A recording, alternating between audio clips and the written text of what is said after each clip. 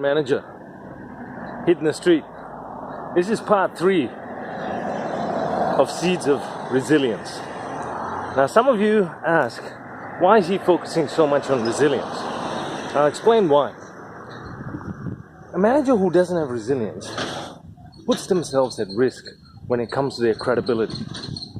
I'll give you a bit more insight into that. When you're starting off as a manager, one of the first things that's going to happen is that you're going to start instinctively watching people. And you're not watching them in a bad way. You're watching them to see what's the trends in the team. What are they talking about? What's everybody interested in? How can I get them to engage? Now, while you're watching them, you can be pretty much sure of the fact that they're watching you as well. And while you start, there's going to be situations that go wrong. There's going to be situations that go right. When things go wrong, you need to be resilient enough to bounce back quickly, because it's at times like that that a team is going to need your leadership a lot more. I don't just talk about managing, I talk about leading, because leadership is something that is so rare nowadays. And it's rare because people have lost sight of exactly what is the most important part of being in charge of a team. There's 2 main things I'm going to cover off today. First one, mindful. Second one, grateful. I've got to make sure I don't get hit by a car while I'm doing this. So, firstly, when you're growing through that experience, what I want you to do is to take a moment and be mindful of something. Mindful. Actually consider where your mind races to. When a difficult situation comes up, there's 2 places your mind will go to. Fight or flight. Staying between these 2 positions is the best way to actually manage people. Because what you want to do is to put yourself in a position where you're actually conscious of what's happening in front of you. And you're conscious of how you're reacting before you react. I'm feeling angry. The first thing I'm going to do is I'm going to go over there and tell that person off because they did this, this, and this. Now, what is the reaction? What is going to happen when something like that, when you take that course of action with all that emotion poured into it without thinking through? The first thing you create is you create this situation, and in most cases can be avoided. Why can it be avoided? When you go into a conversation and you're charged with emotion and you've decided to make a snap decision of going off on a tangent and doing this or saying this, there are consequences. You being mindful of yourself, of how you're feeling, will allow you to formulate a plan. You notice I say plan and not plan of attack. You're not attacking anybody. It's not people that in most cases you will be against. It's their thought processes. It's maybe their viewpoints which are incongruent to what you're trying to achieve. So what you want to do is to keep a latch on your mind. What's happening here? What's my first instinct? And I can guarantee you, if you observe that first instinct, it will lead you to what that instinct is telling you to do. Look at that in the scheme of a larger picture. If you were to do this, someone, and I guarantee you, if you say it to one person, as much as you have confidential conversations or just direct conversations with team members which are kept between you, the team member, and maybe they have an option of taking this up with the HR department, people and culture department. People talk. They talk all the time. And when they talk, these things come out. And they do come out. They're normally not nice for you because people already are starting to figure out exactly what your patterns of thinking are and what your style and approach is. Is it a knee-jerk reaction? Maybe that's all he's known for. You do this, he'll do this. All right? I'll plan around it. Always remember, the name of the game isn't checkers. The name of the game is chess. And I'm not saying that you have to have a game with your team.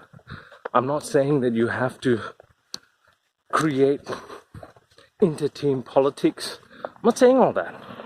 I'm saying observe yourself so you can avoid a lot of these situations. You want to avoid them because they're very time consuming, okay? They're very unproductive.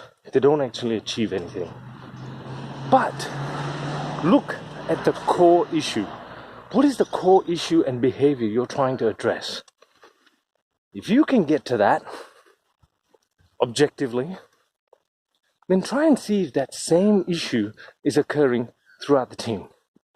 If it is, then this is not an individual's issue. This is a cultural issue. And as a cultural issue, you have to address it differently. See what I mean? Taking time to know yourself is probably the biggest thing I can say. And it also is very directly connected to building resilience. The next thing I want to talk about is being grateful. People forget something when they start managing. I always say this in a very generic way because it's things that I observe. The minute somebody has a manager title attached to their name, they forget something. They forget that one day, they were actually new in that company. There was a point where they knew nothing. There was somebody who guided them and helped them when they were in their position. They forget all that. What they think is, I'm here now.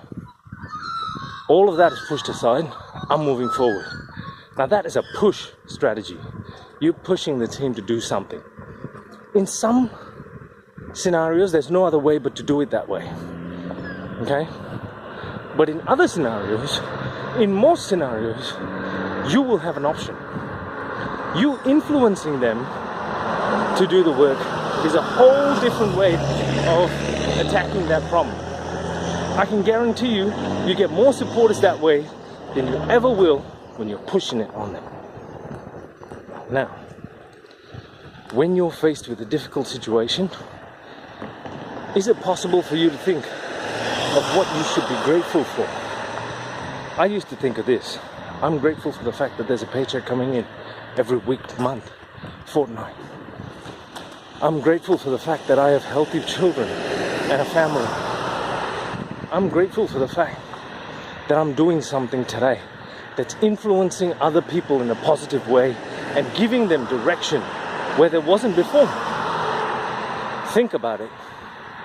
Because most times when people are not grateful, can't think of what they're grateful for, it's not because there's nothing there. It's because they haven't actually thought about it. They haven't taken the time. And all this comes back to the next thing. All of this ties into the main topic of what I'm trying to discuss. Building resilience can only be achieved if you're a self-reflective person. A person who is able to reflect upon their actions, what they've done, and their inactions. A lot of times, being inactive in situations causes more harm than actually doing something. Believe it or not, that's true. Okay? So what I'm asking you to do is this. You have KPIs, you have annual reports, you have one-on-one catch-ups with your team members. You also have to be their mentor. You have to guide them. You have to produce work. You have to ensure that all of this is done within the framework of the company policies. Take a minute. Start the practice of being resilient from the start of your career. Don't wait until something gets to the point where you don't have this skill. There are a lot of people who reach the pinnacle of their career but have not actually fallen down. That happens too. You have everything, one after another, good stuff happening again and again and again. Whether you deserve it or not, I don't know, but it just happens. You apply, you get the job. You apply, you get promoted. You speak to somebody, all of a sudden you've got the contract. But when they fall down, and it happens to everybody at a different stage in their life, all of a sudden they're looking around and they're floundering. They're going, how do I bounce back? How do I get back to where I was there? How did I get here? I've done all this, you know? That's when you will be thinking, I wish I had all this back then. I wish I knew how to do it. I wish I knew how to go the distance. I wish I knew how to bounce back, because it's not you that's bouncing back. You bouncing back is going to have a flow-on effect to every single person in that team, because they will observe you, they will see you, and they will emulate you.